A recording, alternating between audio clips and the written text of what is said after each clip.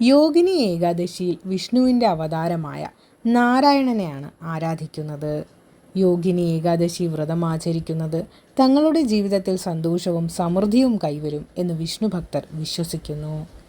ഈ വ്രതം നോൽക്കുന്ന ആളുകൾ ദശമി രാത്രിയിൽ സൂര്യാസ്തമയത്തിന് മുൻപ് ലളിതമായ സാത്വിക ഭക്ഷണം കഴിക്കണം.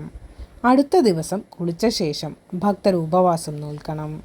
ആരതി ചെയ്ത് പൂജ സമാപിക്കുന്നതിന് മുൻപ് ഭക്തർ യോഗിനി ഏകാദശിയുടെ കഥ പാരായണം ചെയ്യേണ്ടതാണ്. ഈ ദിവസം പലരും ആൽമരത്തെയും ആരാധിക്കാറുണ്ട്. വിഷ്ണു മന്ത്രം അല്ലെങ്കിൽ വിഷ്ണു സഹസ്രനാമം പാരായണം ചെയ്യുന്നത് യോഗിനി ഏകാദശിയിൽ പ്രധാനമാണ്. യോഗിനി ഏകാദശിക്ക് പിന്നിലെ കഥ എന്താണ് എന്ന് നോക്കാം. സമ്പത്തിൻ്റെ ദേവനായ കുബേരൻ കടുത്ത ശിവഭക്തനായിരുന്നു. പരമേശ്വരന് പുഷ്പങ്ങൾ അർപ്പിച്ച് ദിവസവും അദ്ദേഹം ദൈവത്തെ ആരാധിക്കുമായിരുന്നു.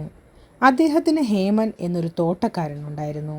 അയാൾ മാനസരോവരിൽ നിന്ന് സ്ഥിരമായി പൂക്കൾ കൊണ്ടുവന്ന് നൽകും. എന്നാൽ ഒരു ദിവസം തൻ്റെ സുന്ദരിയായ ഭാര്യയോടൊപ്പം സമയം ചെലവഴിക്കുന്ന തിരക്കിലായതിനാൽ കുബേരന് പൂക്കൾ നൽകാൻ ഹേമൻ മറന്നുപോയി.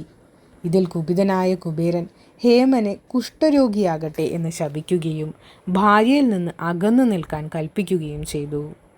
കൊട്ടാരത്തിന് വെളിയിലായ ഹേമൻ വർഷങ്ങളോളം കാട്ടിൽ അലഞ്ഞു നടന്ന ശേഷം മാർക്കണ്ഡേയ മഹർഷിയുടെ ആശ്രമം കണ്ടു.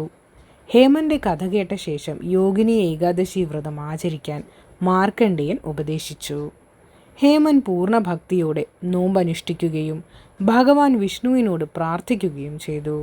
തൽഫലമായി അവൻ്റെ എല്ലാ പാപങ്ങളും മഹാവിഷ്ണു സുഖപ്പെടുത്തി. രോഗത്തിൽ നിന്നും മുക്തനായ അദ്ദേഹം വീണ്ടും തൻ്റെ പ്രിയതമയുമായി കാലം കഴിച്ചുകൂട്ടി. യോഗിനി ഏകാദശി ദിനത്തിൽ അതിരാവിലെ എഴുന്നേറ്റ് കുളിച്ച് നെയ്യ് അല്ലെങ്കിൽ എള്ളെണ്ണ ഉപയോഗിച്ച് ഒരു വിളക്ക് കത്തിക്കുക. അതിനുശേഷം പൂജ ആരംഭിക്കുക. വിഷ്ണുവിനോട് പ്രാർത്ഥിക്കുക, അനുഗ്രഹം തേടുക.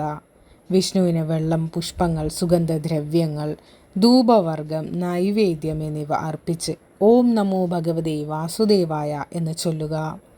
വ്രതം പൂർത്തിയാക്കാൻ യോഗിനി ഏകാദശിയുടെ കഥ ചൊല്ലേണ്ടത് അത്യാവശ്യമാണ്.